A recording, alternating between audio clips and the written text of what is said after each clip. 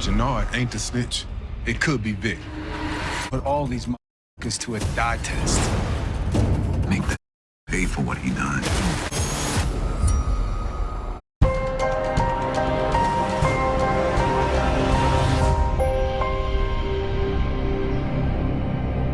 What's up, YouTube? It's your boy Mark Dark, and I'm back with another video. If you're new, if you love power, go ahead and hit that subscribe button, like the video, and leave your theories, comments, everything down below. Now today, we're going to be talking about Power Book 4 Season 2. Will Tommy be able to take over the map? Will he be #1 when it's all said and done? I want you guys to leave those predictions down below because we got to talk about it, because we only got 2 more episodes left, so we might as well talk about your boy Tommy Egan and what may happen with him by the end of the season.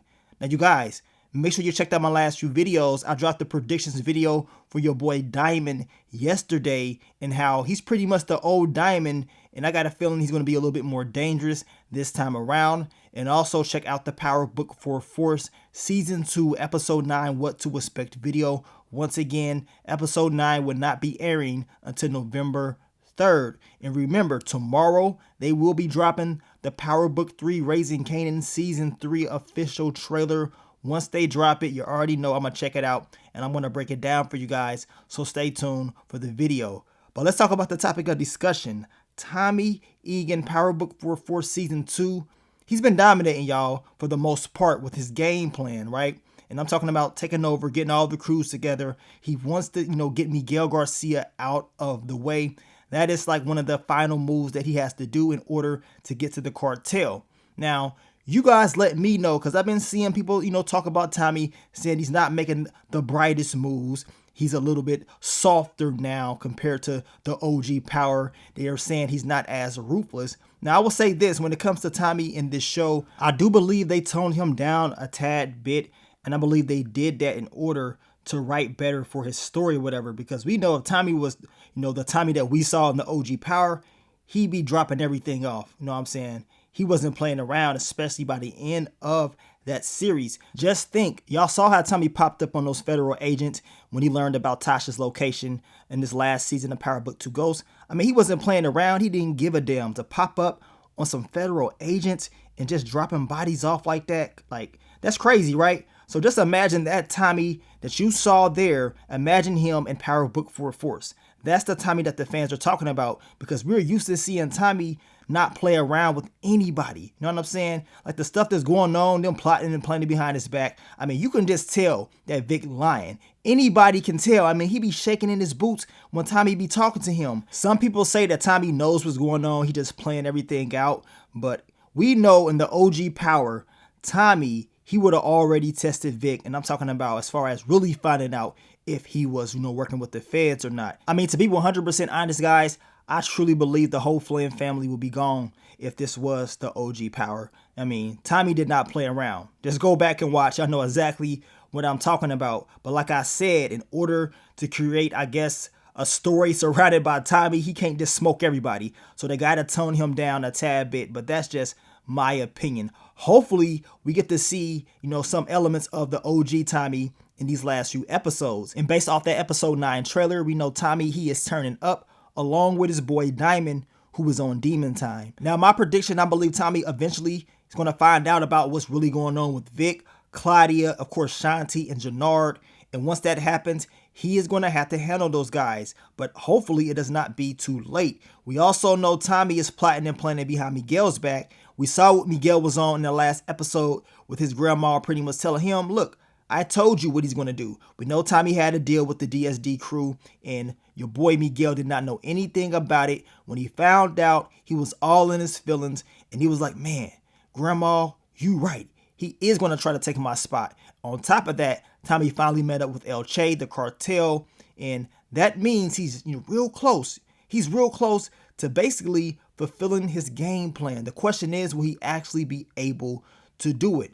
Now, what we have not seen yet, which we know what's going to happen, that is the war between Tommy and Miguel Garcia. Because now Miguel, he's aware of what Tommy is basically doing. He probably still going to test Tommy out to see what time it is. But once he finds out about Mireya, that's when the war is really going to start.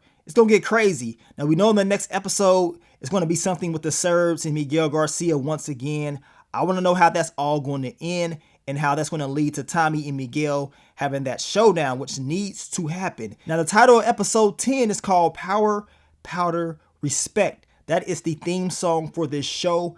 Does that mean that Tommy is actually going to win? Will he fulfill his mission? Well, we're going to see. We know in season 1, he didn't get to really do what he wanted to do. We know what happened to Liliana. It did not end well for Tommy in his story. But in season 2, he pulled out that map. He said, you know what? This is what we're going to do. And so far, they've been doing it, y'all. They've been doing it, but he still got some people plotting and planning, and they need to be handled. Now, the easy thing will say, okay, Tommy's going to take out everybody. Tommy's going to do well. He's going to win.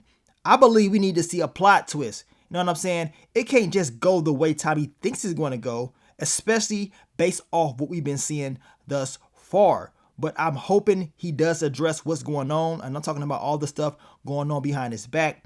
And I want to know how him and Diamond will deal with everything. Now, I'm hoping that Diamond and Tommy stay cool.